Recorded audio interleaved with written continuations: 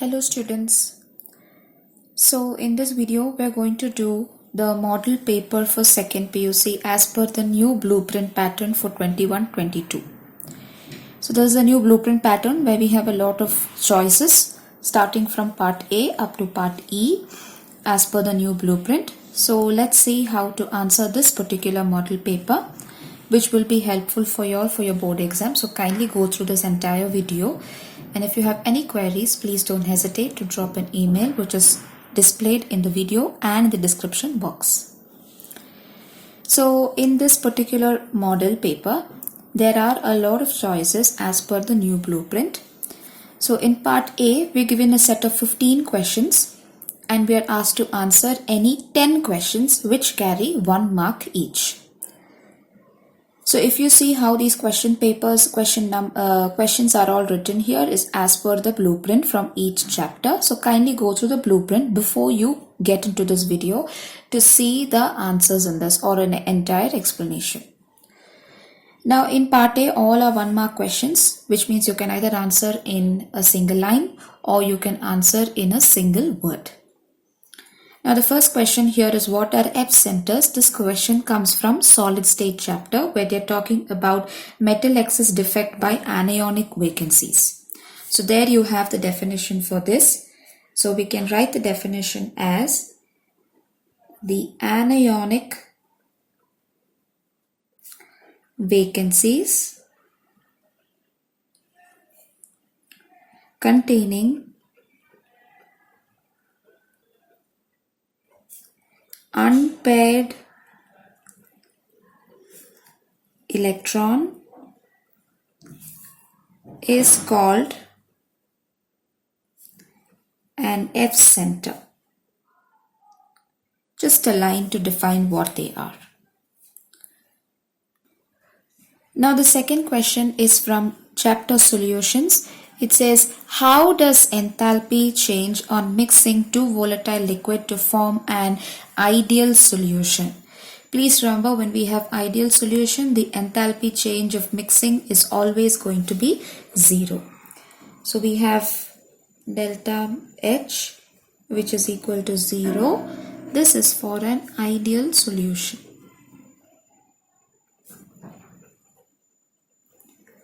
So you just have to write this. Now question number 3 is, give an example for a natural semi-permeable membrane. Now this question is also coming from chapter 2, which is solution. You can write an animal membrane. It says give an example. So you can write it as animal membrane. Next, question number 4 is nothing but, what happens to molar conductivity when 1 mole of KCl is dissolved in 1 liter is diluted to 5 liters. So in this case, one thing that we need to understand is KCl being a strong electrolyte, we need to see when it is dissolved in a particular solution and is diluted to 5 liters, what will happen to the molar conductivity. So here, when this happens, the total number of ions will start increasing because KCl is a strong electrolyte. When it is diluted more, K plus and Cl minus ions are formed. And when number of ions are increasing, then the increase in the dissociation is also seen. Therefore, because there are more number of ions, more number of dissociation, molar conductivity is also going to increase. So here you can write the answer as total number of ions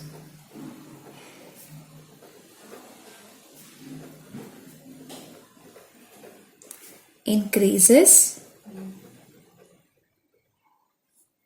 due to increase in degree of dissociation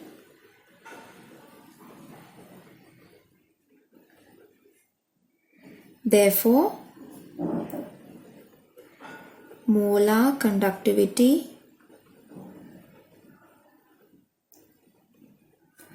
increases.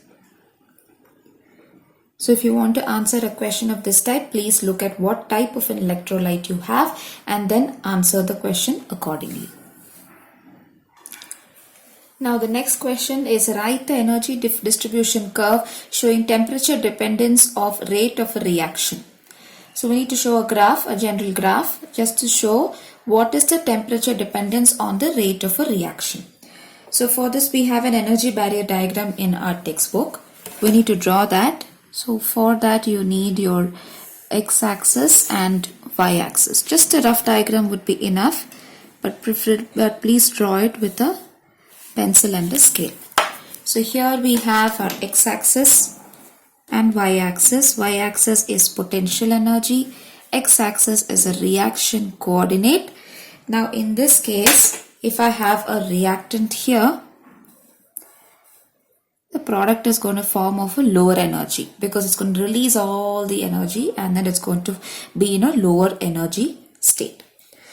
So here first it has to cross the barrier and then fall down. So this is what is the activated complex. This is for activated complex. This is for a reactant. And this is product.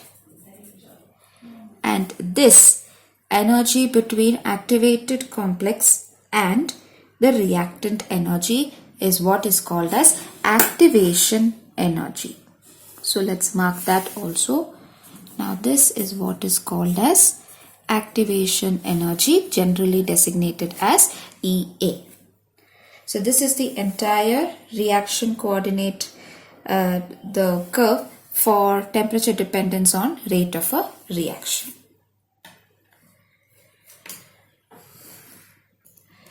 Now the next question is name the shape selective catalyst which converts alcohol directly into gasoline in the petroleum industry. We have learnt one example under this, so you can write ZSM5. This comes under the topic shape selective catalyst in the chapter surface chemistry. Only one example we have, which is called as ZSM5. Now the next question is what are coenzymes? Now this comes under the characteristic of an enzyme catalysis, where it is talking about the definition of a coenzyme in your textbook. So here we can write the definition as the activity of enzyme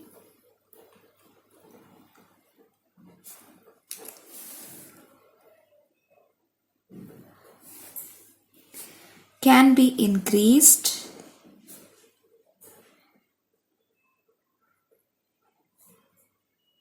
in the presence of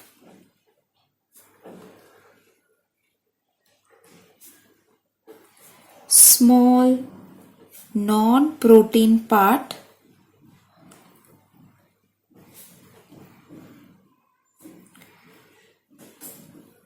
called coenzyme. So that's a definition for coenzyme. Now next question is name the method used for concentration of a sulfide ore. It is froth flotation method.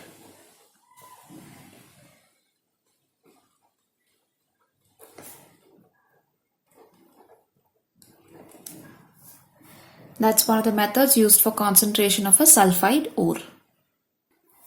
Now the next question, which is ninth one, complete the following reaction. Xenon hexafluoride with 2 molecules of H2O, and we have the other byproduct given, so it's easy for us to find out what the other product is. So here this fill in the blank is going to be XeO2F2. So that is what the answer for complete the following reaction.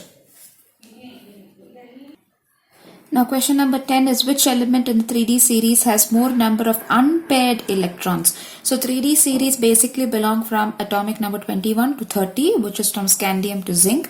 In that, manganese contains most number of unpaired electron. You can either write the symbol or you can write in word. Any one can be written. Now the 11th question is define the term racemization. So here it is a phenomenon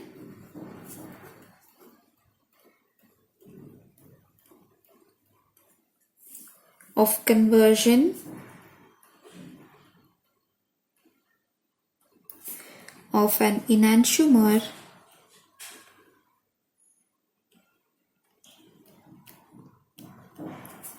into a racemic mixture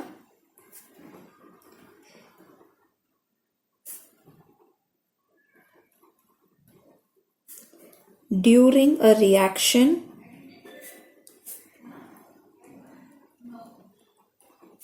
is racemization. So basically we will have both D and L enantiomers once the reaction is done. Now the next question is an organic chemistry question. It says, out of ortho and para-nitrophenols, which one is less volatile? Now this is coming from the chapter alcohols, phenols and ether. Now when they're talking about two different positions of the nitro group on phenol, we're going to talk about the positions where they are placed. Now if you look at the place where they are positioned in the phenolic structure, at the ortho group, we have intramolecular hydrogen bonding between the nitro group and the phenol.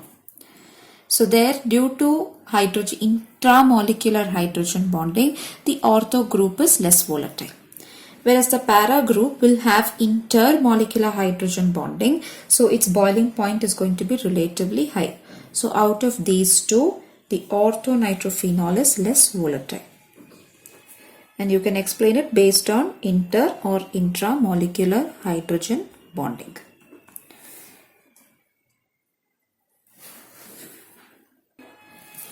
Now question number 13 is from aldehydes, ketones and carboxylic acid. Mention the role of dry HCl in addition of alcohols to a carbonyl compound.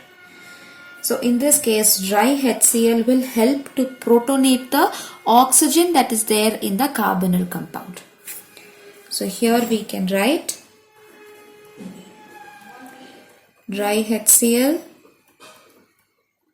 protonates the oxygen on aldehyde or a ketone. Now the next question is from polymer chapter. Give an example for a synthetic biodegradable polyamide copolymer. You can write nylon 6 as an example.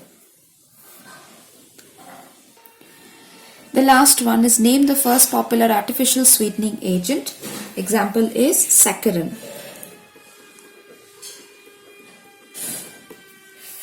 So that is your answers from part A.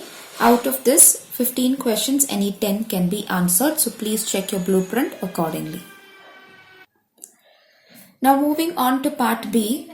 Under this, each of the question is going to carry 2 marks, and here we are asked to answer any 5 questions. So the first question is from solid state. It says calculate the number of particles present in a unit cell in a BCC. So we need to accordingly write down. So here number of atoms per unit cell equals.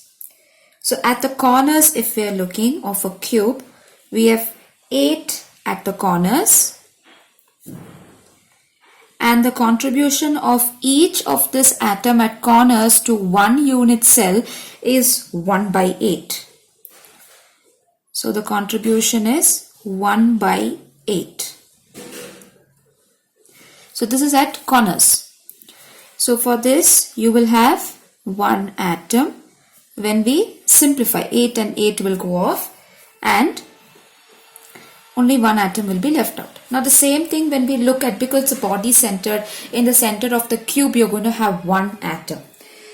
So we will write 1 atom at the body center, and that contribution to that entire unit cell is entire 1. So 1 atom as its contribution. Now when we simplify this, it's going to be 2 atoms. So 1 atom, 1 into 1. So 1 atom. Therefore, number of atoms per unit cell in a BCC is 2.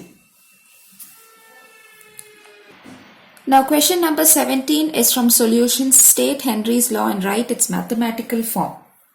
So here we can say Henry's law states that at a given temperature,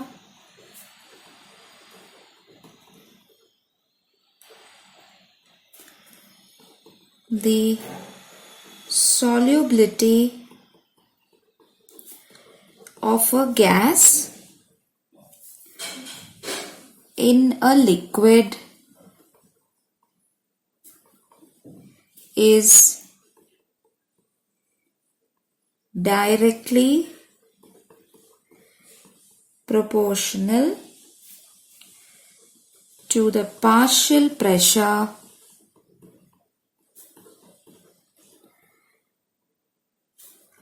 of the gas above the solution. So this one statement is going to carry a mark. You need to write its mathematical expression now.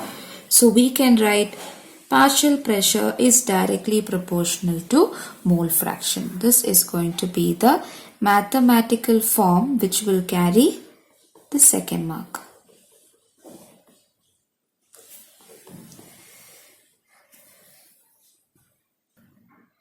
Now question number 18 is from electrochemistry. Calculate the limiting molar conductivity of CaCl2 given that its limiting molar conductivities of Ca2 plus and Cl minus ions are 2 values respectively. Now for this we need the formula from Kohlrausch's law because this particular problem comes from Kohlrausch's law. So for CaCl2, when we write the formula here, we get the lambda value for Ca2 plus 2 lambda naught for Cl minus because we have 2 atoms of Cl. Now all that we have to do is just substitute the values. So for lambda naught for Ca is 119.0 plus 2 into the value for this 76.3. When we simplify this, you will get 271.6 Siemens centimeter square mole inverse. It's a 2-mark question, so 1 mark for the formula and 1 mark for the final answer with correct unit. Now here 2 is added because the number of atoms in the formula was 2, so we added 2. If it was 3, we will multiply it with 3. So check the formula always before you substitute the values and try to calculate them. Now the next one is from electrochemistry again. Write the symbolic representation of a standard hydrogen electrode and mention its electrode potential value. So in this case they are asking you for a representation of this. So first we will write the representation as platinum solid.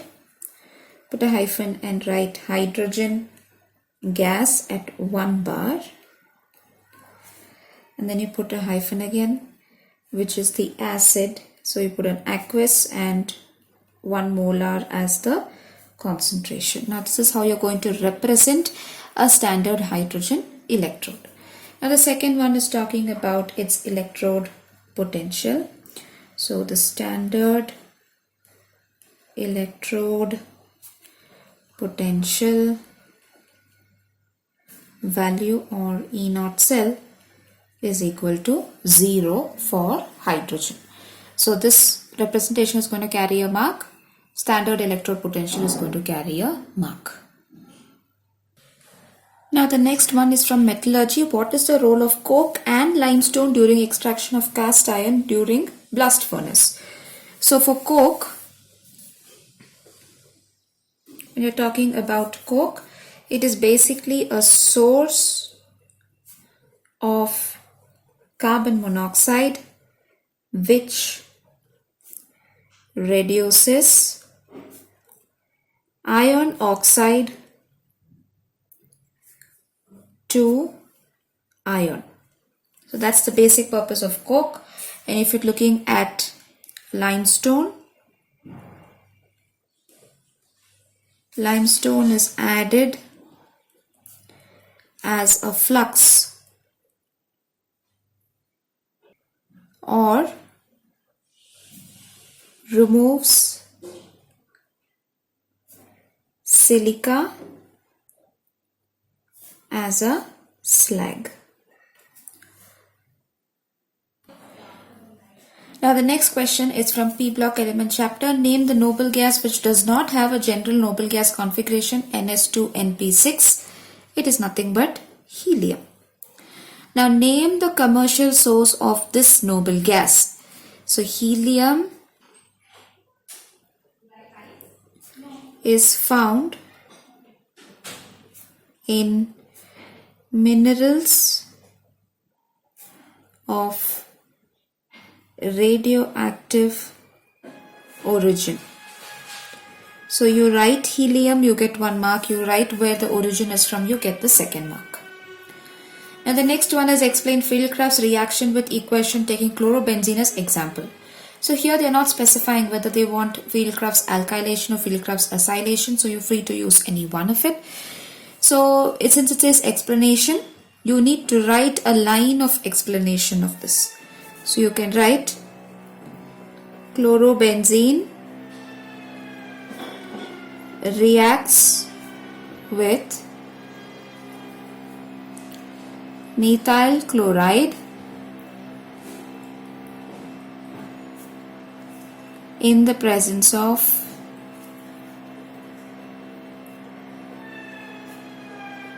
anhydrous AlCl3 to produce ortho and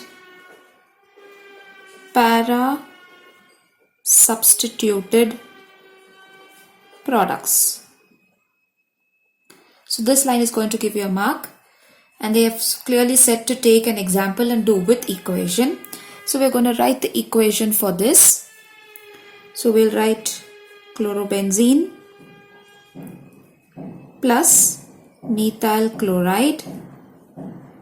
Now this is going to happen in the presence of anhydrous AlCl3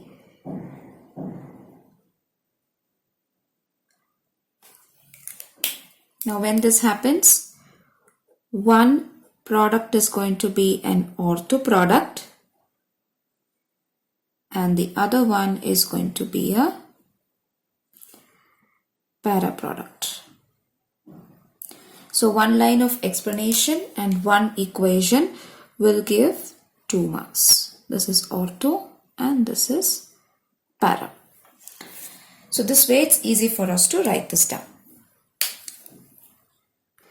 Now the 23rd question is from an amine chapter. How do you prepare propanamine by Hofmann bromamide degradation reaction, and write the equation for it. So here we are going to take a compound that has to give me propanamine. So you can take a look at your general equation that you have in the textbook to know how you're going to form it. So there you will know that you need to take another compound as your reactant. So for this question, when you want to prepare a propanamine, always remember that the starting material for a Hofmann bromamide is an amide. So if you want to have propanamine in this reaction, you always have to take a butanamide. It's because when you write the product, the amide, the CO linkage goes out of the product. So here, since it's propane group, you have to take a butanamide group. So it's a 4-carbon chain. So here I'm going to take a propanamide, a butanamide, plus just follow the general equation that we learned. And in this entire group, alkyl group is bonded to NH2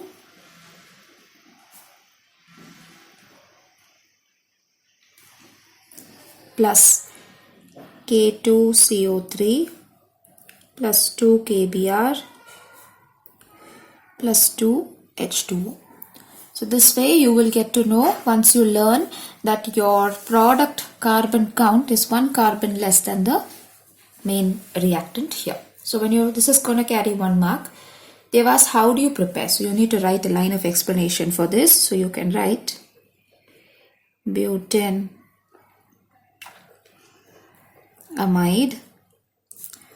reacts with KOH and Br2 to form propanamide. The sentence is going to carry 1 mark. So here the next question is, why does soap not work in hard water? Here we can say soaps do not work or form lather in hard water due to the presence of insoluble calcium and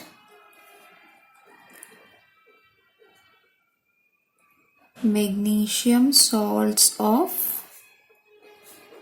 fatty acids.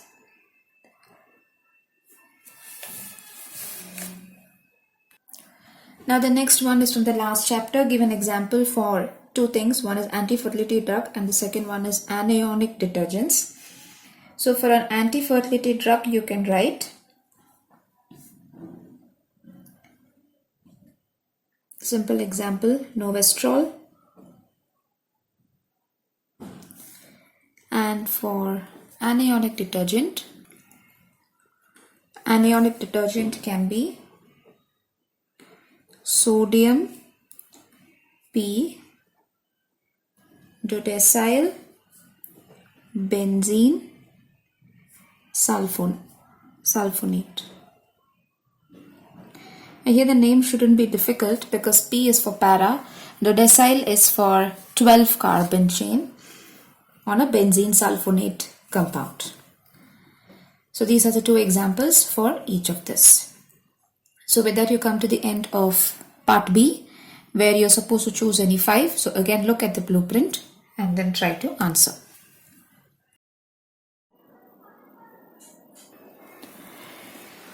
So the next part is part C, where the questions are only from inorganic chemistry, which means chapters like metallurgy, P block, DNF block, coordination compounds. Those are chapters from which questions come from in part C. And they're basically each carrying 3 mark questions. Now in this also you are asked to choose any 5 questions based on the new blueprint that's there on the website. So here question number 26 is from metallurgy. Write the chemical equation involved in the leaching of pure alumina from bauxite ore. So here they specifically asked only to write equation, so we'll write only that. So for this, let's write the equation because the question clearly says only equation.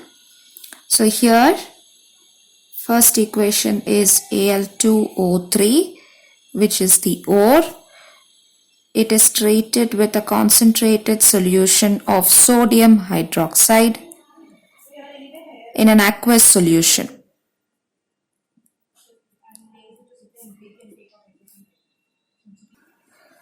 So this is going to form sodium aluminate, NaAlOH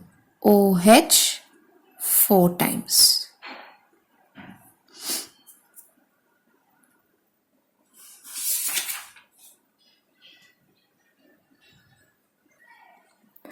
Now this one is going to react, this product here, sodium aluminate, is going to react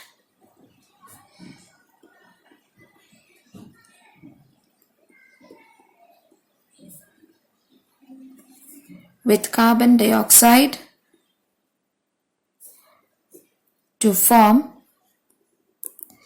Al2O O3 with some water molecule of crystallization plus sodium hydrogen carbonate. Now because it has some water molecule of crystallization, that has to be removed. So it's going to be heated at a particular temperature.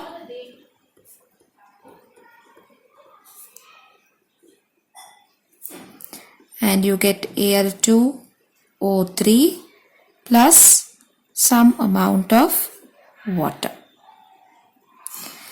And here the temperature is going to be 1470 Kelvin. It's a 3-mark question, so each equation is going to carry 1 mark. Now the next question is from the chapter P block element, and this is one of the compulsory questions that will be there in your paper from the inorganic chemistry. It says write reaction conditions and write a balanced chemical equation for the preparation of nitric acid by Ostwald's process. So here it clearly says write balanced equation, and you need to also mention the reaction conditions, which means if there's a particular catalyst, temperature or a pressure, you need to mention all of that. So here let's write down the equation. It has a 3-step process. So we have ammonia plus oxygen giving NO plus 6 water molecule. Now this nitric oxide formed is going to react with oxygen to produce NO2, nitrogen dioxide. Now this nitrogen dioxide, when it is dissolved in water, it is going to form nitric acid and nitric oxide. Now this nitric oxide can be reused to produce more nitric acid starting from step 2. Now these are 3 equations, but there's also a question that says with the reaction condition, you need to mention the conditions for these reaction.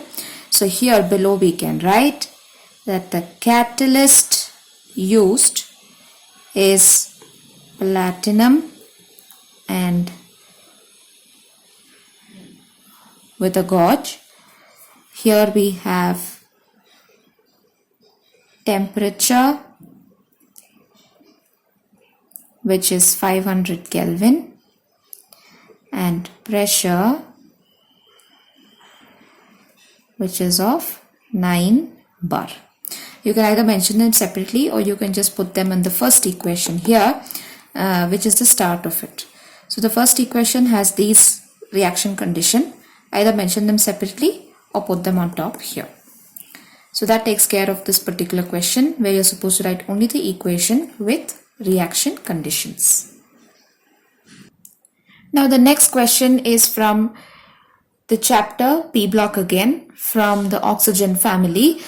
It's divided into 2 different parts. So the first question is, how is ozonized oxygen prepared in the laboratory? Write the equation. The second one is to complete an equation. So this is a 2-mark question, this is a 1-mark question. So here, since it's a 2-mark, you need to write 1 line of an explanation and 1 line of equation. So we can write the explanation first. You can write there that ozone is prepared by passing electrical discharge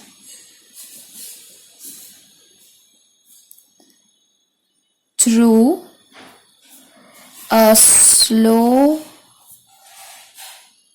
dry steam of oxygen, which gets converted into ozone, and that's going to be 10%. This is nothing but ozonized oxygen. Now we have to write an equation for this, so we can write down 3O2 giving rise to 2O3, and the temperature here is 298 Kelvin. That is the temperature. So 1 mark here and 1 mark for this is going to give you 2 marks for this particular question. Now the next one is complete the following equation. Calcium oxide plus water. It's a simple equation. So your product here is going to be calcium hydroxide. That's all. Now the next question is from the same P block chapter itself, talking about halides from group 17. So here the question says, which is the strongest acid among the hydrogen halide? We have 4 hydrogen halides: hydrogen fluoride, hydrogen chloride, hydrogen bromide, and hydrogen iodide. We need to give one reason why is that so. So first of all, when you have to decide which of these is a strong hydrogen halide, you need to look at its dissociation enthalpy. What is the energy required to have that dissociation between a hydrogen and a halide? In that case, when you see, the one that has the strongest acid will be the one with the lowest bond dissociation. So here hydrogen iodide is the strongest acid due to low bond dissociation enthalpy. So the mentioning of Hi being the strongest acid and the reason to it will give you 2 marks. It's a 2 mark question. So mention this, you get 1 mark. You will mention the reason, you get 1 more mark. Now the next one is write the structure for hypochlorous acid. It is again one of the oxo acids of halogen. So the structure here is oxygen in the center, hydrogen on one side, Cl on the other. That's going to be the structure for hypochlorous acid. Now 30th question is from DNF block elements chapter. The question says, what are interstitial compounds? Write any 2 characteristics of interstitial compounds. So here first the definition of it. It's a 3 mark question. So 1 mark for definition, 2 marks for the characteristics. So the definition here is that interstitial compounds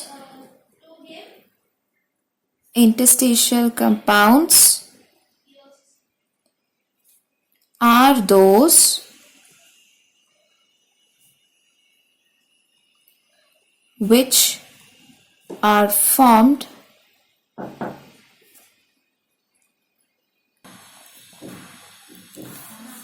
when small atoms like hydrogen, carbon or nitrogen are trapped inside the crystal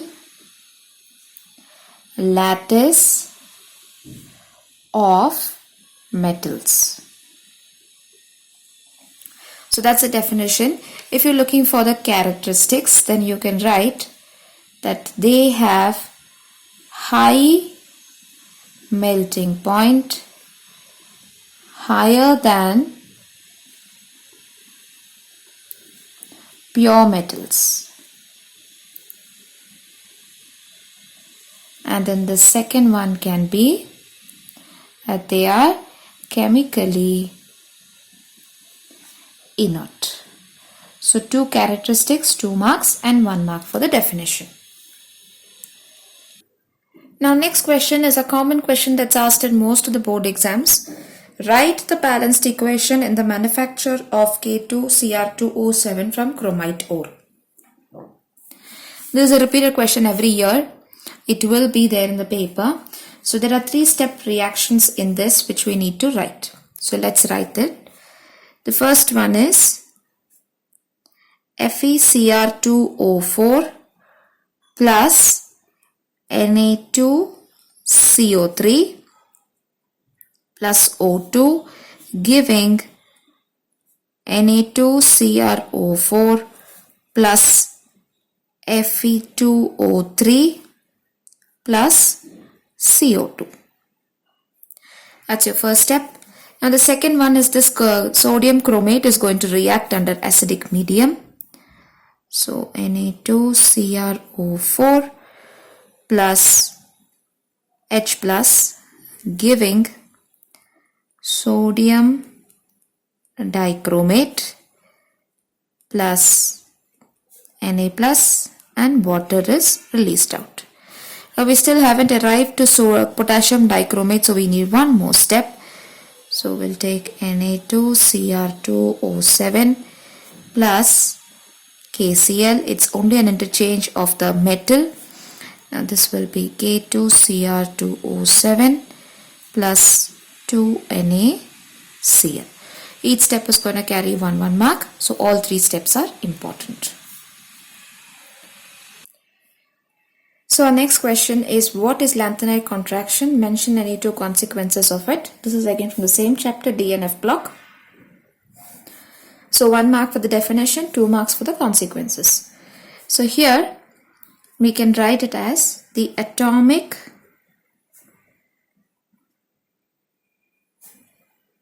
and ionic radii of lanthanoid elements gradually decreases from lanthanum to lutetium, and this is called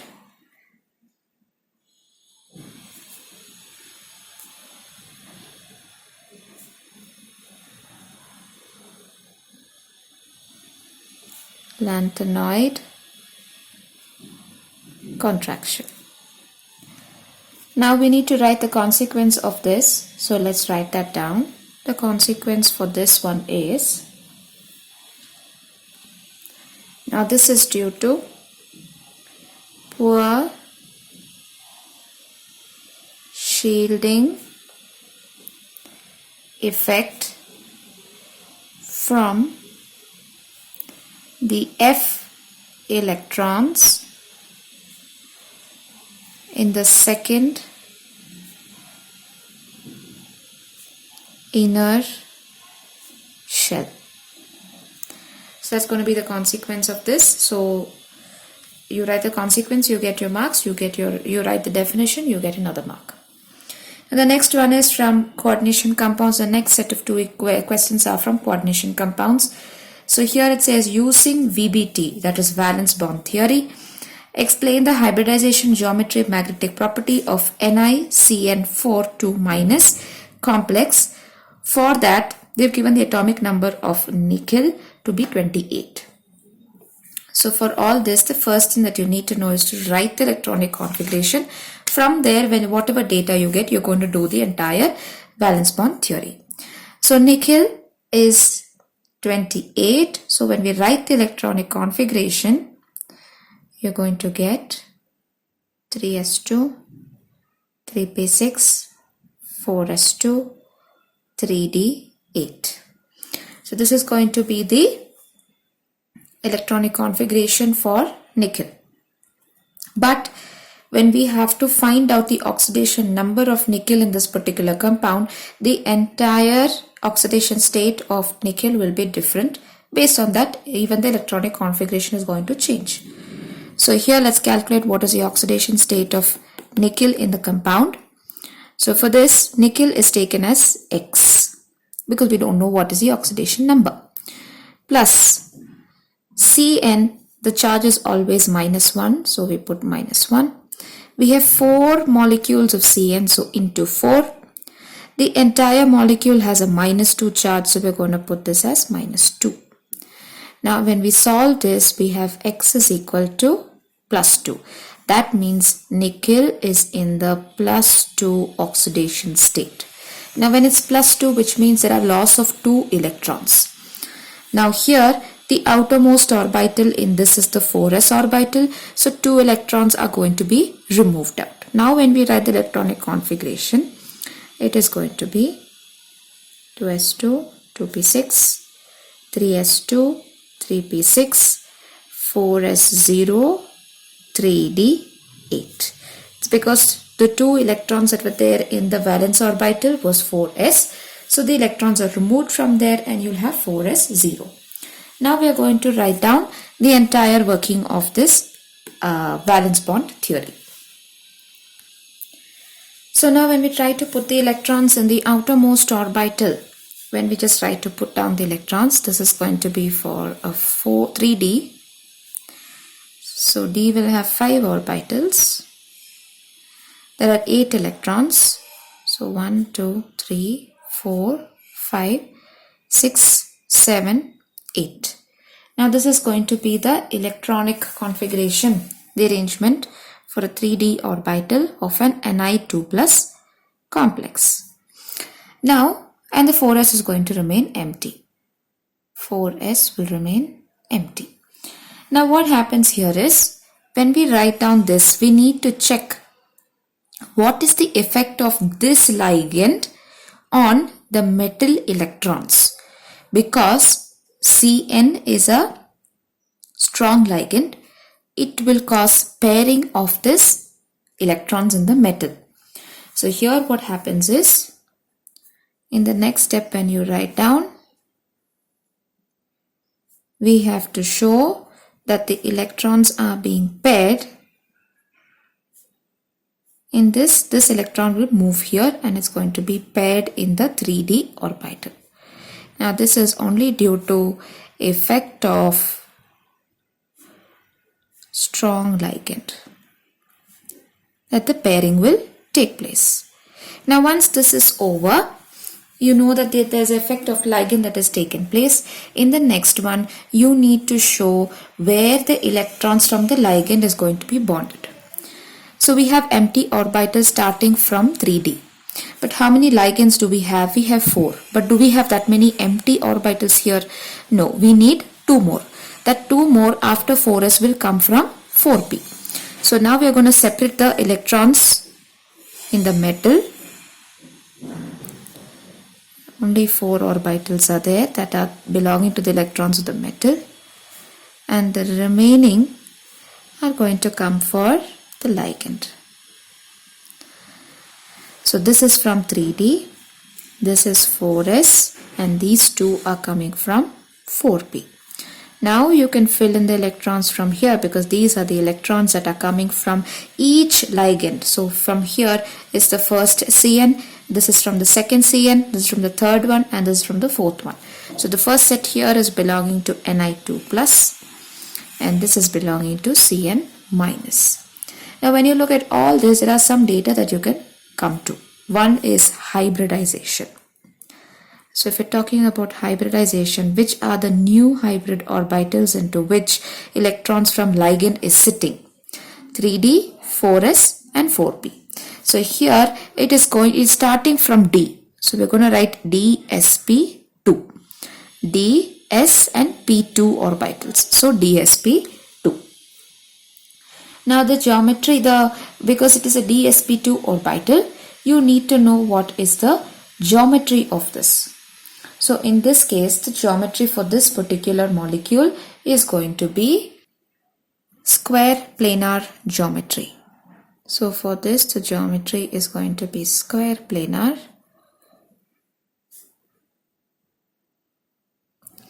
And if you notice, all the electrons in the metal side is all paired. So therefore the magnetic property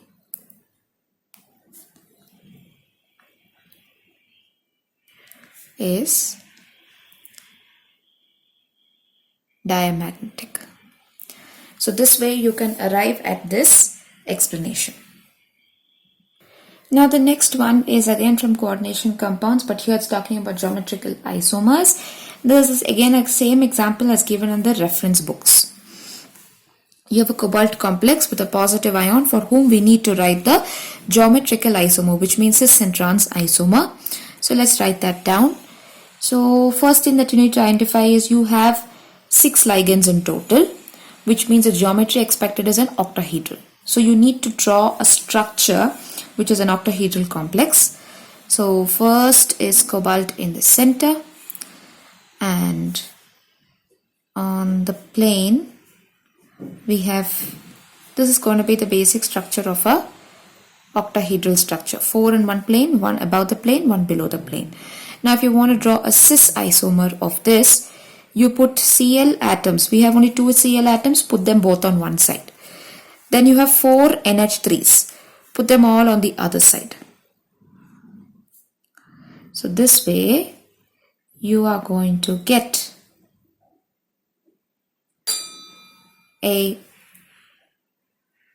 you will be getting a cis isomer of the complex. And the same thing when you want to draw for a trans isomer, draw the basic shape of it, because we know by the coordination number that this is going to have 6 ligands. Now when we're going to place them, it has to be in the trans form. Both these ammonia up and down is going to remain the same. The only difference is going to be about this plane, where one of the Cl goes there and ammonia comes here. That's the only difference. So here we are going to have a trans molecule. So you write these two structures. Each structure is going to carry 1 mark. The second one is, what is the coordination number of cobalt? Just check the number of ligands that are there. Therefore the coordination number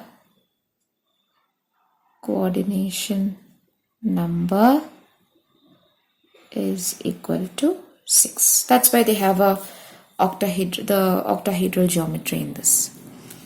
You can just put a bracket here and put a plus sign because it's a positive complex.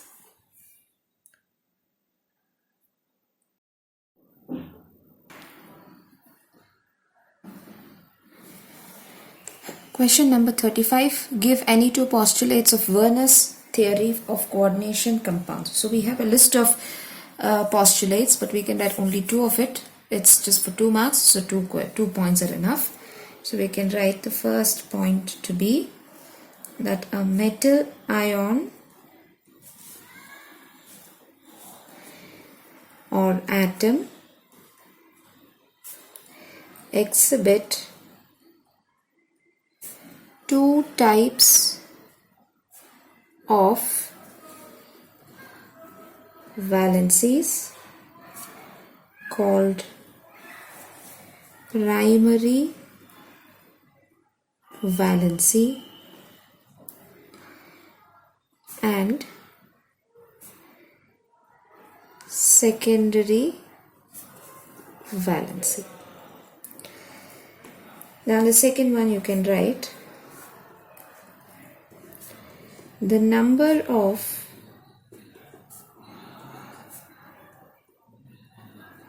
secondary valency of a metal or ion is fixed and is equal to its coordination number.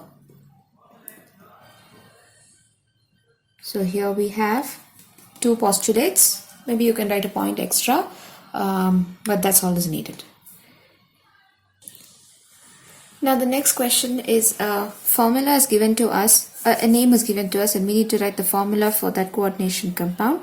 So it says potassium hexacyanidopherrate 3. So it's easy. You have K3 because it's 3 as an oxidation number, and then we have Fe because we have ferrate, and hexacyanido, so CN6. So this is a 2 mark question on top. B part is a 1 mark question to write the correct formula. Now next we move on to part D, which is strictly for physical chemistry questions, like questions from solid state, chemical kinetics, electrochemistry. These are the chapters from which you get questions from in part D, and in this each question is going to carry 5 marks, and from part D, as per the new blueprint, you're allowed to choose any 5 questions.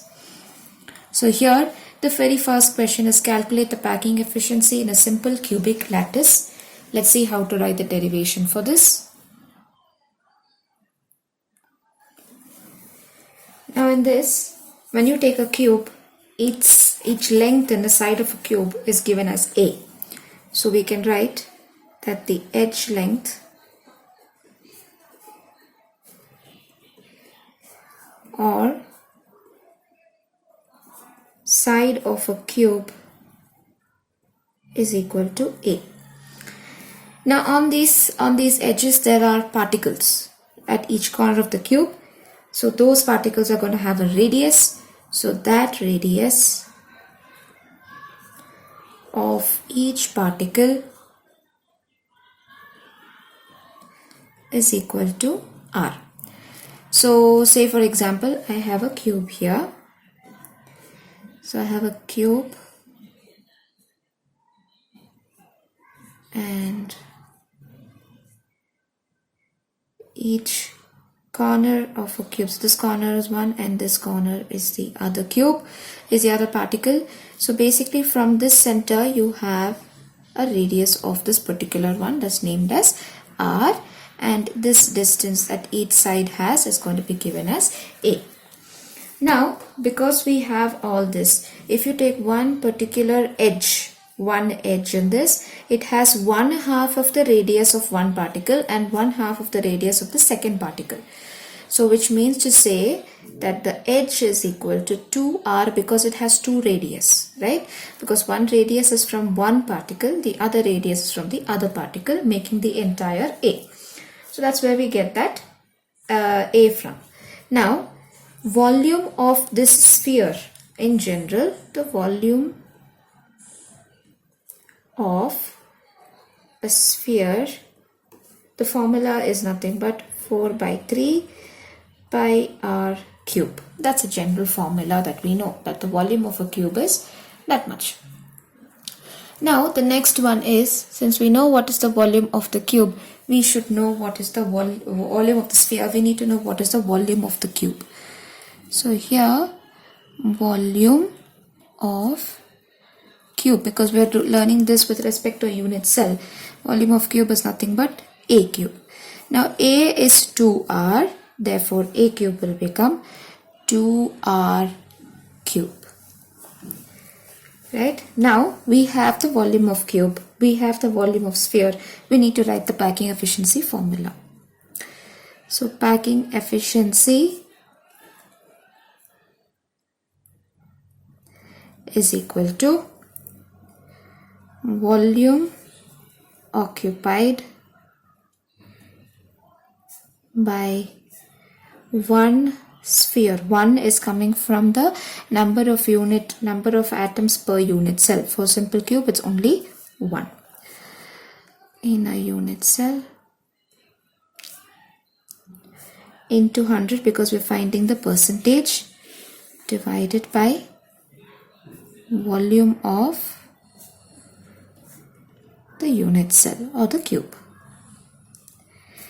Now we know what is the volume of this one sphere that's given here. We know what is the volume of the unit cube, which is here, substituted, and we have to calculate it.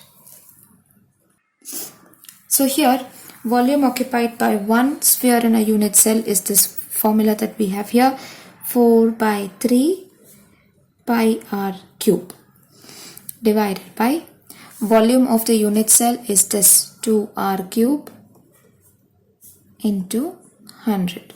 Now we basically don't ask any student to calculate this by using a calculator or manually, because the simple cube we just tell them to by heart the value, 52.4%. So you have to do the entire definition to know what is the packing efficiency in a simple cube or a BCC or whatever. Now the next one, the same question B part, is calcium metal crystallizes in FCC with an edge length of 556 picometer. So edge length here is given as A, 556 picometer. We'll show the conversions later. Let's write down what is given to us in the question. We need to calculate the density of the metal So density is what we have to calculate. Atomic mass of calcium is given to us. So atomic mass of calcium is 40 grams. And Avogadro's number is also given to us, 6.022, 10 to the power 23 atoms. Now another thing that we can find out from this entire question is the number of atoms per unit cell, because in FCC here that is an additional information. Number of atoms per unit cell is equal to 4. So we have these readings here, and this is apparently the Z value in the formula. So we have all these values. From this you need to calculate what is the density. So let's see what the formula for a density is. So here in this we need to convert this picometer to centimeter. So here 1 picometer is equal to 10 to the power minus 10 centimeter. That's the conversion.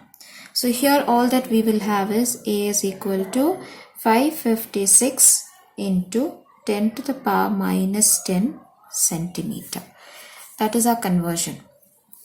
So we are going to now substitute it in the formula, and we are going to find out what is the answer to this.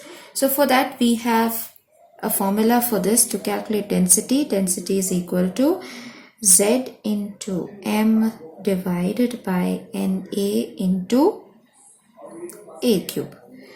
Now we have Z, that's 4. We have atomic mass 40. We have Avogadro's number, and we have A, but we need to cube it and then we have to substitute it. So we have all readings basically. We just have to substitute the values and find out the answer. So here Z is 4. M is given to us in the question, which is the atomic mass.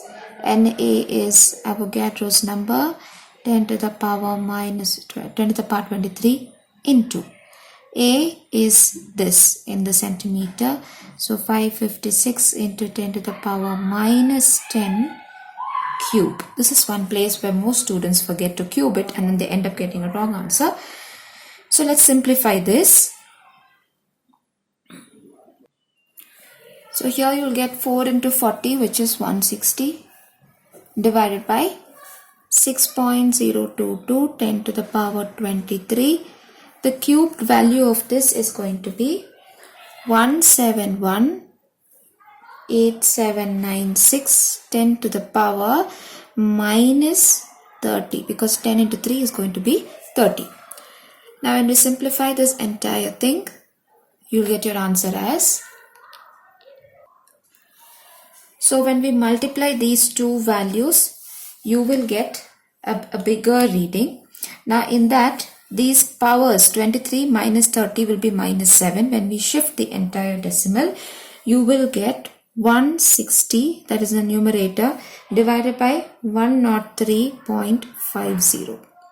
This is what you get after you shift the decimals in the denominator. When we simplify this, we will get 1.545 gram per centimeter cube. That's going to be the answer for this particular question. So please remember, when you solve a problem, the formula is going to carry a mark, the substitution to the formula is going to carry a mark, and final answer with unit is also going to carry a mark. So the next question here is from chapter solutions. In this, the question is a problem from depression in freezing point. So here they're saying that 1 gram of a non-electrolyte solute is dissolved in 50 grams of benzene, lowers the freezing point of benzene by 0.4 Kelvin. The freezing point depression constant for benzene is 5.12 Kelvin kilogram mole inverse. Find the molar mass of the solute. Now there's a formula for this. So let's jot down first whatever the points are given to us in the question, and then we'll move on to solving it. So here first of all it's talking 1 gram of a solute. Now solute is always given as W2 in this chapter. So W2 is going to be 1 gram. and 50 grams of benzene, which is for a solvent. So that is given as W1, that's going to be 50 grams. Then the freezing point of benzene is lowered by 0.4 Kelvin, which is nothing but the delta TF. So delta TF is equal to 0.4 Kelvin. And they've given us a value of a constant, which is freezing point depression constant, which is nothing but Kf is equal to 5.12 Kelvin kilogram mole inverse. Out of all this, we need to calculate what is the molar mass of the solute. Now we have a formula for this. So M2 is equal to Kf into W2 into 1000 divided by delta TF into W1. Now direct substitution to the values. We don't have to convert the values to anything. So here Kf is nothing but 5.12 into W2 is 1 gram into 1000 divided by delta TF is 0.4 into W1, which is 50. Now when we solve all this and when we calculate it, you will get your value here as 256 gram per mole. So that's going to be the answer for this particular question, that's based on depression in freezing point. Now the same question, B part, is what is reverse osmosis? Mention one practical utility. So 2 marks question, 1 mark for definition, 1 mark for practical utility. So you can write down the definition there as the process of osmosis can be reversed if the pressure larger than osmotic pressure is applied on the solution. So that's going to give you 1 mark. And practical utility is a simple one. Desalination of seawater. So it's an easy one. 2 mark question, 1 mark definition, 1 mark practical utility. Now the next question is from electrochemistry chapter. A part is calculate equilibrium constant for the reaction, and there's a reaction between copper and silver given to us and E0 values given. So it's an easy one. We need to find the relation, a formula relating E0 cell and equilibrium constant. So here E0 cell is equal to 0.059 by 2 log of Kc. So E0 value is given 0.46 in the question, equals 0.059 by 2 log Kc. Now log Kc will come this side because that's what we need to find out, the equilibrium constant. This is equal to 0.46 into 2 divided by 0.059. This will be equal to 15.593. Now the question says calculate equilibrium constant, but we have log of Kc. So when log goes to the other side, it becomes antilog. Kc is equal to antilog of 15.593. When we find the antilog as per the table, because as per the board exam, we can't use scientific calculator, you need to know how to calculate it. So you get the value for an antilog of this one from the table as 3.915 10 to the power 15. If you want me to make a video on calculating log or antilog using the logarithm table or antilogarithm table, please put a comment in the section and comment box, and I will be doing a video on how to calculate log or antilog using the log table. Let's move on to the same question. The second part for 2 markers. Suggest any 2 methods to prevent corrosion of iron. So you can write the first one as painting and the second one as oiling. Just write 2 general methods that you know to help prevent corrosion. Now 39th question is from chemical kinetics. It says derive the integrated rate equation for the rate constant of a zero order reaction. It's a simple question. So let's see how you're going to derive this. So here we have to derive the equation for a zero order reaction. So we can write, consider a general zero order reaction which is a reactant giving rise to product. We need to write the differential rate equation.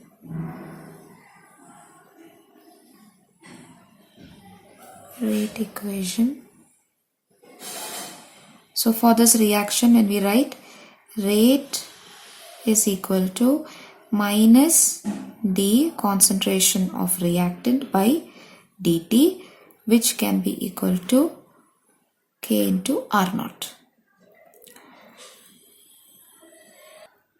Now you have to rearrange the equation that you wrote. So we can write rearranging the equation. So we will get dr is equal to minus k dt. Number this equation as equation 1. Now we're going to integrate this particular equation. So integrating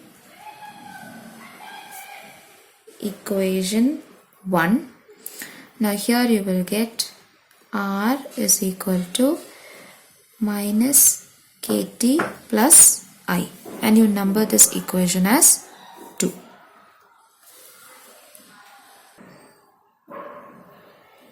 Yeah. Now once this is done, you can't simplify this any more further. So we are going to write the conditions that when T is equal to 0 and R is equal to R naught. So we're going to substitute this where R naught is going to be the initial concentration. So here when we substitute instead of R, R naught, and instead of T when you put 0, this entire term will become 0. So therefore R naught is equal to I. Now when we put this back in equation 2, so substitute in equation 2, we will get R is equal to minus kt plus R naught. Now because we need to find the rate constant, let's take out k. So k is equal to R naught minus R divided by T. So that's our entire derivation. Now the second question is from collision theory. Write 2 factors responsible for effective collision. So the first factor is activation energy of reactants, and second one is proper orientation of molecules. So 2 points for 2 marks. So now the next question is also from chemical kinetics. It's a problem from energy of activation. It says the rate of a specific reaction doubles when the temperature changes from 350 to 360 Kelvin. Calculate the energy of activation. So first let's write down the formula for this. So here it is log of K2 small. K2 by K1 is equal to EA divided by 2.303 into R. In the brackets it's going to be T2 minus T1 by T1 into T2. Now, in these cases, it is going to be change in the values are going to be substituted. Here, K2 by K1 is going to be 2 because the rate of the reaction doubles. So here, let's write that down. We're going to have log 2 because K2 by K1 is 2. EA is what you have to find out. 2.303 into R, which is 8.314, into T2 minus T1. So here,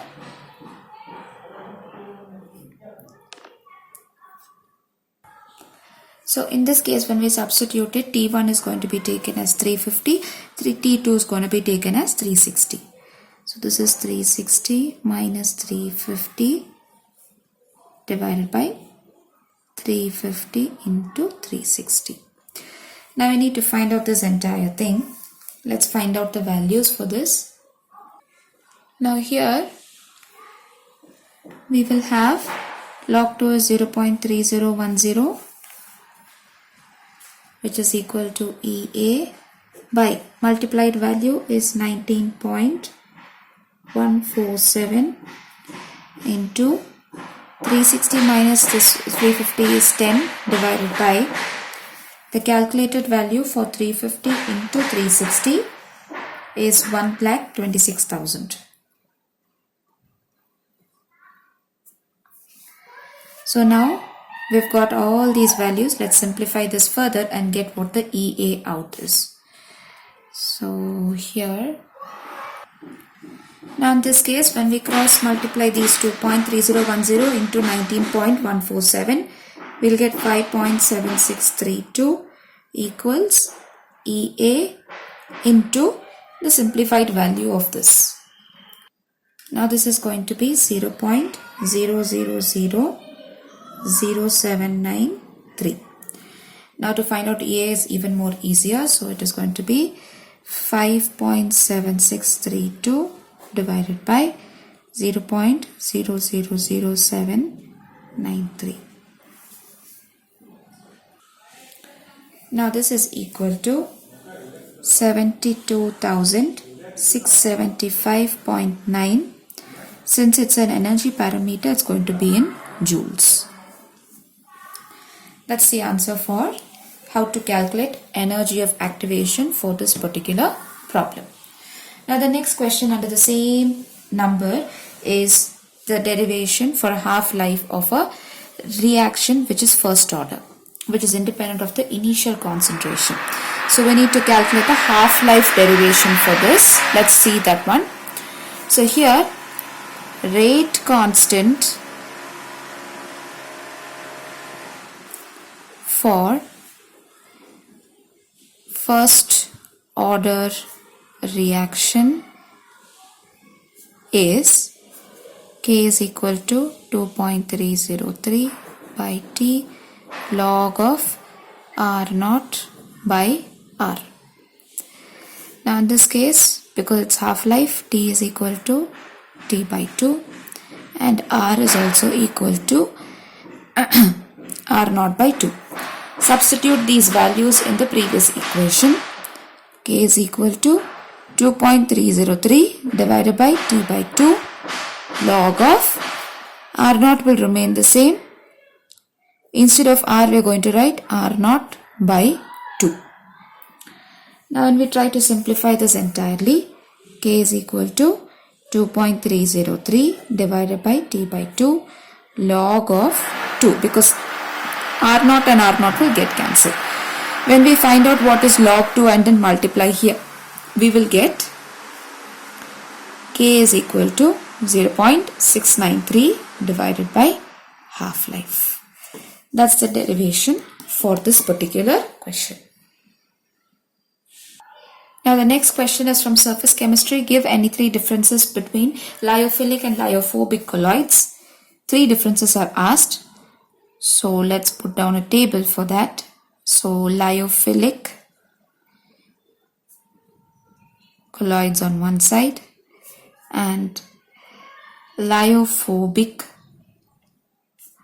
colloids on the other side. So let's check about their properties.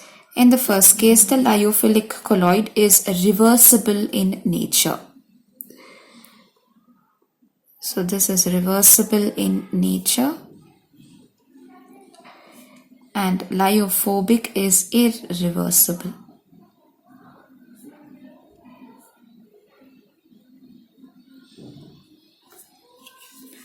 Now the second one is,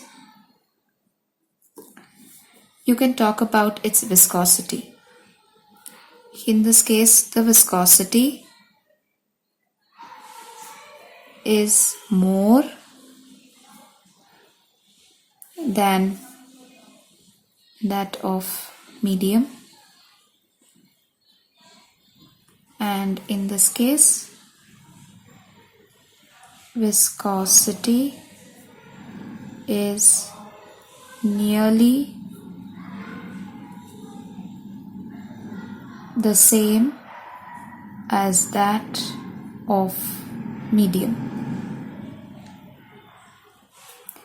And the last difference that you can talk is about its stability.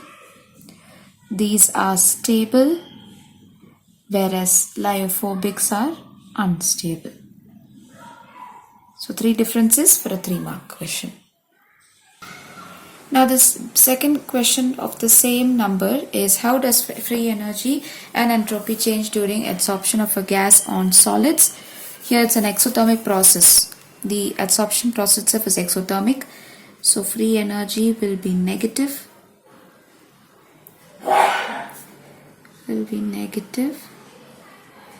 And entropy will decrease. So that's with your physical chemistry questions. We move on to the last part in the question paper, which is the organic chemistry. Here also every question is going to carry 5 marks, and you are asked to pick out any 5 questions as per the new blueprint. Now the first question is standard from haloalkanes and haloarenes of an SN1 mechanism. It says, write the equation for the steps involved in SN1 of a tertiary butyl bromide into tertiary butyl alcohol, and Y is a tertiary alkyl halide undergoing SN1 mechanism very fast. So let's write down, it's a 3-mark question. So let's write that down now, the mechanism. So here step 1 is nothing but formation of carbocation.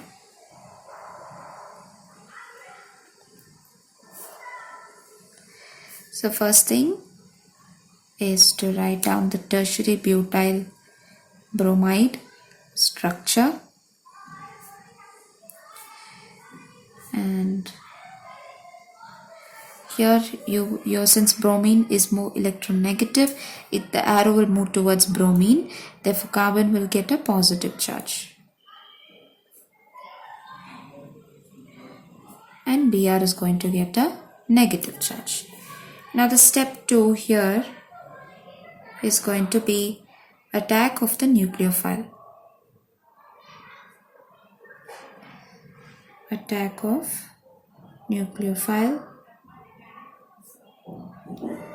You take that same carbocation,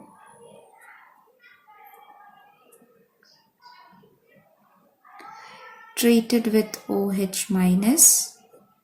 Since OH minus is negative, it will bond to the carbocation to form tertiary butyl alcohol. So it's a 2-step mechanism. So 2 marks here. Third mark is, why is tertiary alkyl halide undergoing SN1 mechanism very fast? It is due to formation of stable tertiary carbocation. So you write that reason, you get the 3rd mark. The same question B part is explain the reaction between ethyl bromide and magnesium metal. This is basically the equation where you learn how to prepare Grignard's reagent. So we can write a line of explanation and then the equation because it's a 2-mark question. Ethyl bromide reacts with magnesium in dry ether to form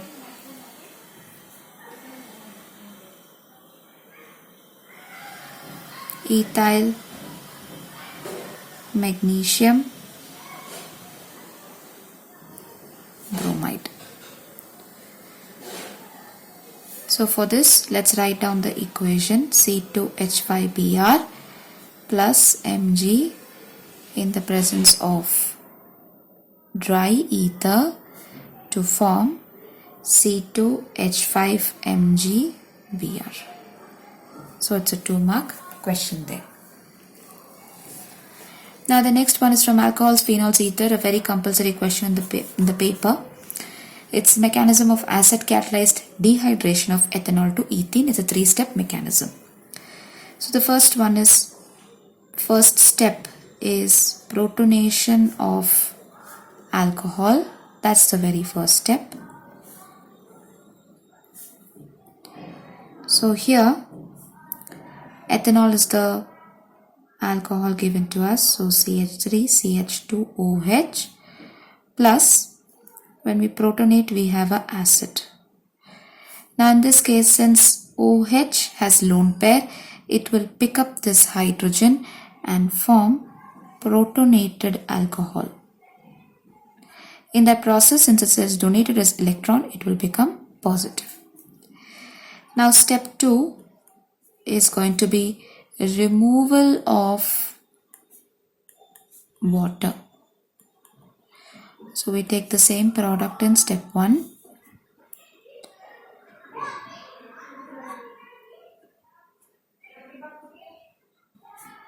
And in this case, the bond will move towards OH and you form a carbocation plus water. And the last step is going to be a removal of H plus. So here let's just split the entire molecule so it's easy for us to know. The adjacent carbon will leave out a hydrogen and you can form a ethene molecule. So each step with the description is going to give you 1 mark. Now the same question B part is how is phenol prepared from aniline? Write the equation. So here from phenol to aniline, from aniline to phenol, we'll write aniline and here phenol. So this is going to be the conversion. Now you can't directly convert it because like I told you, these are all aromatic bonds. It's not easy to do a direct conversion. So for this we need to first prepare an intermediate compound and then show a change. So first we have to convert this to benzene diazonium chloride. So for this we need NaNO2 plus HCl at 0 degrees Celsius. Now once it is converted to benzene diazonium chloride, it's going to be easy for us to convert it to phenol. So we just add water molecule, and when we add water molecule, OH is bonded here. This nitrogen gas comes out and hydrogen from here will pick up a Cl and form HCl. So this one equation carries 1 mark, the other equation carries the 2nd mark. Now the next question is from the same chapter, alcohols, phenols, ether. In that A part, here is identify A and B in the following equation.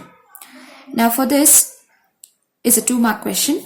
So here we have an ether. When we heat it with HI, what will happen? So the easier thing here is either the bond between this carbon and oxygen breaks, or bond between these two will break. But here, because of the nature of this ether here, we have to decide which side the bond will break. So in this case, if the bond breaks here, it's going to generate a tertiary carbocation. In that case, this carbon, which is a carbocation, will pick up iodine and form tertiary butyl iodide. And this CH3O will pick up hydrogen and form methanol. Now this type of a product is formed only because this tertiary butyl carbocation that is formed is the highly stable tertiary carbocation. That's why the product is formed this way. So A will carry 1 mark, B will carry the second mark. Now the same question, B part, is between phenol and alcohol, which one is more acidic and why? Again a 2-mark question. You need to choose which one is more acidic, 1 mark. Reasoning will carry 1 more mark. So here in both of these, phenol is more acidic. This is due to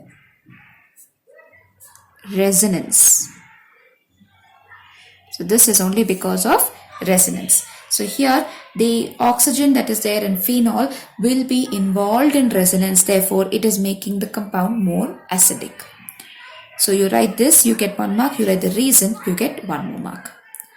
The same question, C part, is name the enzyme which catalyzes conversion of glucose and fructose into ethanol. It is zymase. So here, this is a 1 mark question. So 2 plus 2 plus 1. It's a simple 5 mark question from alcohols, phenols and ether. Now the next question is from aldehydes, ketones and carboxylic acid. So A part is given 3 sets of name reaction. We need to identify the name of the reaction from the reaction given to us. So here we have a cyanide group with SnCl2 and HCl giving aldehyde. So this is going to be Stephen's reaction. Now the second one is benzaldehyde with NaOH giving 2 different products. This is happening only when you have Cannizzaro reaction. And the last one, with the reagent, it's easily identified. Zinc amalgam and HCl with a ketonic group. And this is nothing but Clemmensen's reduction.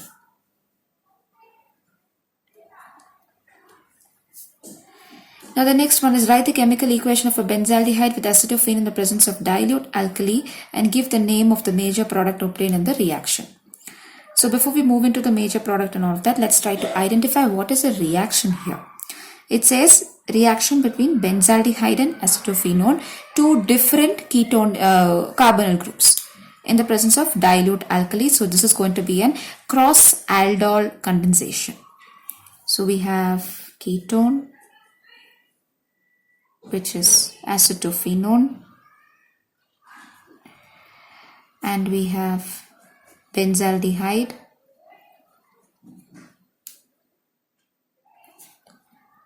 now this is going to happen in the presence of dilute NaOH. Alkali I have taken as dilute NaOH at 293 Kelvin. So let's see how you're going to form the product for this.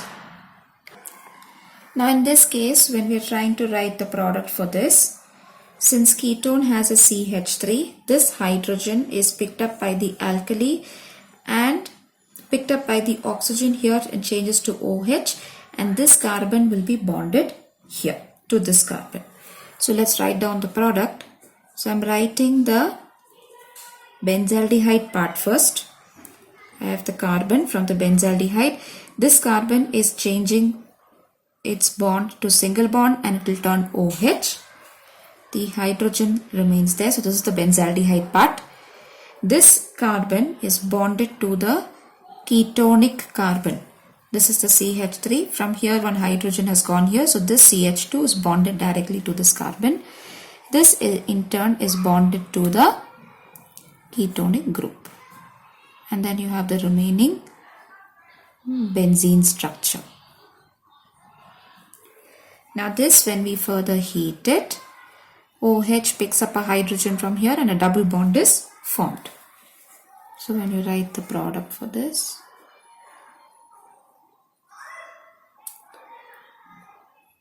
have a double bond CH. Now this is going to be the entire equation. The last one says give the name of this compound. So we have diphenyl and we have a propene chain with a ketonic group. So you can write the name as 1,3 diphenyl prop 2-ene 1O. That's the name of this. So you write the equation, you get 2 marks. You write the name, you get 1 mark. Now the next question is again from the same chapter but concentrating more on carboxylic acid related questions. So here what is decarboxylation reaction? Given example. Decarboxylation is basically removal of a carboxylic acid from the group. So here we can write removal of carboxylic group is called decarboxylation reaction. Now an example for this is going to be, say you're taking a carboxylic group with an NaOH. Now NaO plus the entire carboxylic group here will move out. Hydrogen from here will be bonded to the R group and there you get removal of carboxylic group. 2 mark question, 1 mark for the definition, 1 mark for the equation. Now the next question is explain Hell-Wolfhard Zelenke's reaction. This is going to be a name reaction. So because it says explain, it's a 2 mark question. We need to write a line of explanation to this. So here we can write carboxylic acid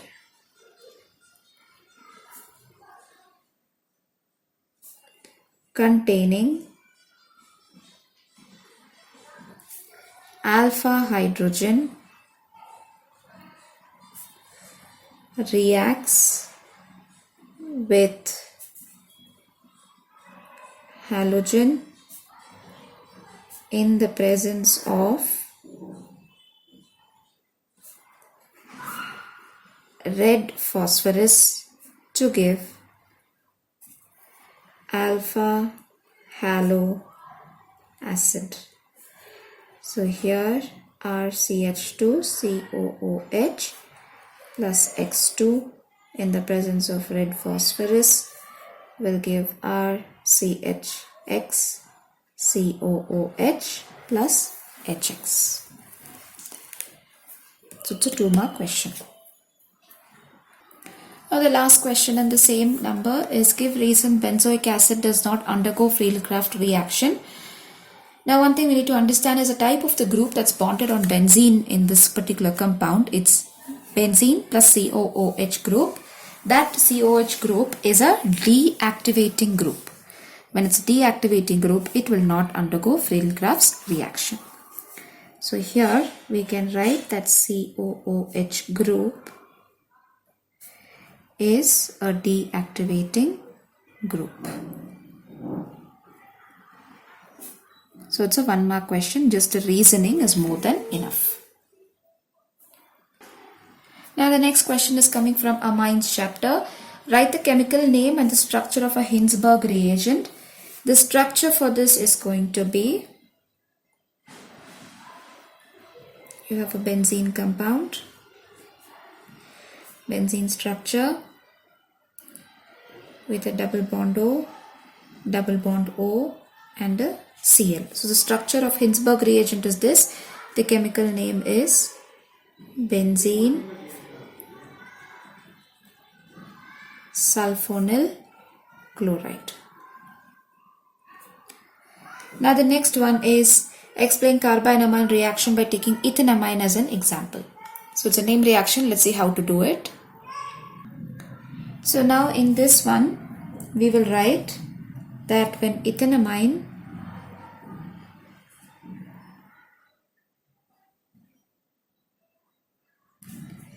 is heated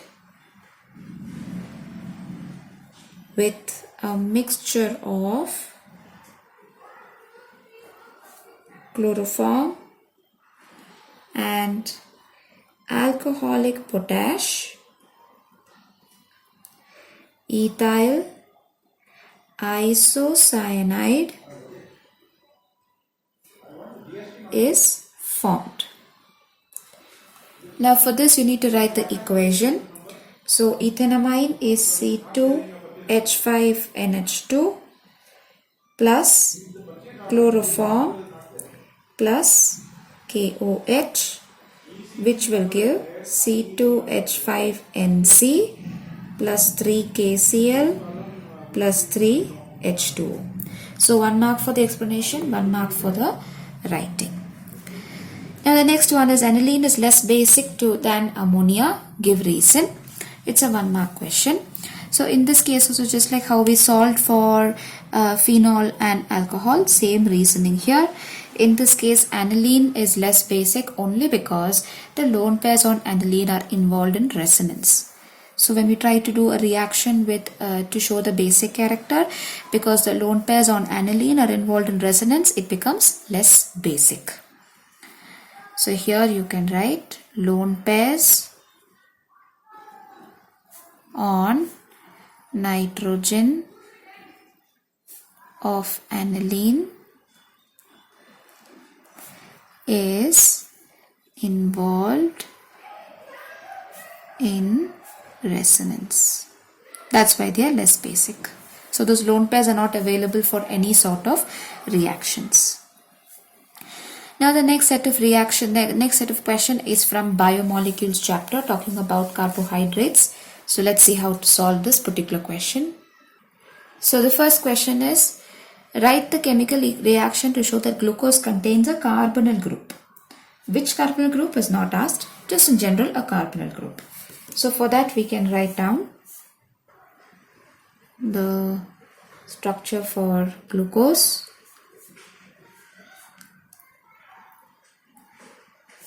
We can either do a reaction with hydroxylamine or with HCN, any one. In this case I'm taking hydroxylamine, so it's going to form oxime. This is again a general reaction that you're learning in aldehydes, ketones as one of the chemical properties. So this one reaction will give you 1 mark. Now after this you need to prove that you have the presence of a primary alcoholic group. You need to prove that one. So you need to show a reaction for this also. So here I'm going to try and react it with HNO3. So here write this down.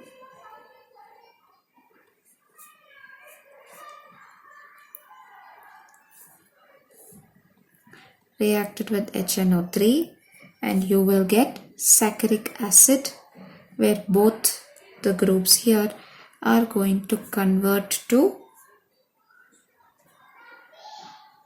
COOH. The aldehyde group will also get converted. Primary alcohol here will also get converted and water is released out. So this will show the presence of a primary alcohol at the 6th carbon. Now the next one is, write the Hayward structure for an alpha D maltose. We need to write the Hayward structure. So here we should know the structures of these by heart. I think 2 or 3 structures are there in the syllabus. You have to know that by heart, and this is a disaccharide. So you get 2 structures here. So let's write down that you need for alpha D maltose. So here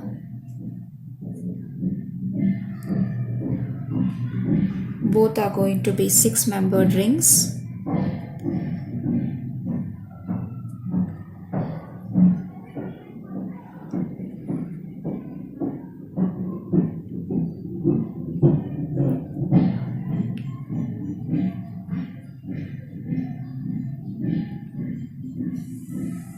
So we have CH2OH, a H, H and OH, OH and H, OH and H, H here, H here, CH2OH and H, OH. So these OH and H placing can be made thorough by proper practice. So this way you can draw the Hayward structure for a maltose. Now here is deficiency of which vitamin causes the disease beriberi. Vitamin B1. Now the next one is also from biomolecules chapter. Here the question asked is from amino acids. It says what are essential non-essential amino acids? Give an example. So here you can write down the definition as amino acids that can be synthesized by the body are called non-essential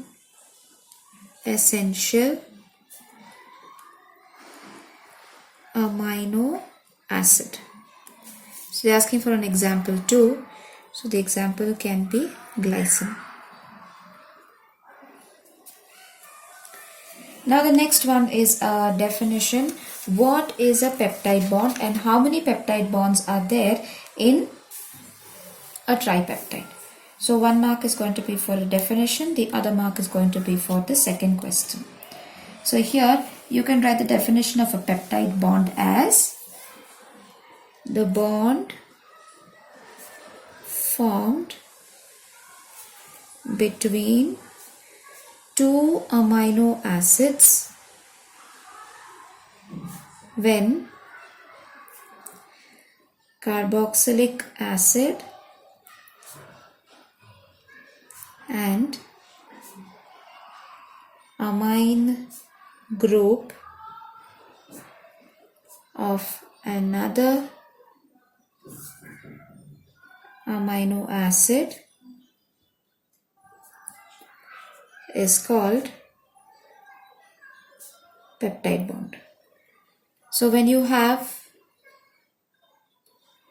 the linkage between the carboxylic acid of one amino acid and the amine group of another amino acid, then such kind of a bonding is called as a peptide bond. Now how many peptide bonds are there between tripeptide? Tripeptide meaning three groups are there, amino acids. So you'll have only two peptide bonds. So therefore 2 peptide bonds between a tripeptide. Next is a 1 mark question. Name the sugar moiety present in DNA. It is deoxyribose. That is a sugar moiety present in DNA. Now the last question from the paper is from polymers chapter. It says explain vulcanization of rubber, write the structure and the IUPAC naming of isoprene. So 3 mark question. Here vulcanization can be written as it is a process in which natural rubber is heated with a calculated amount of sulfur at 373 to 413 Kelvin. Now the next one is you should know what is the structure and the IUPAC naming of isoprene. So let's write that down. Now the structure for isoprene is you have an alkene group. This is a structure. IUPAC naming for this is going to be 2-methyl 1,3 butadiene. So it's a 3-mark question. The last one is, what are the monomer repeating units in nylon? 6,6. In nylon 6,6, the monomer repeating unit, 2 units are there. So the first one is adipic acid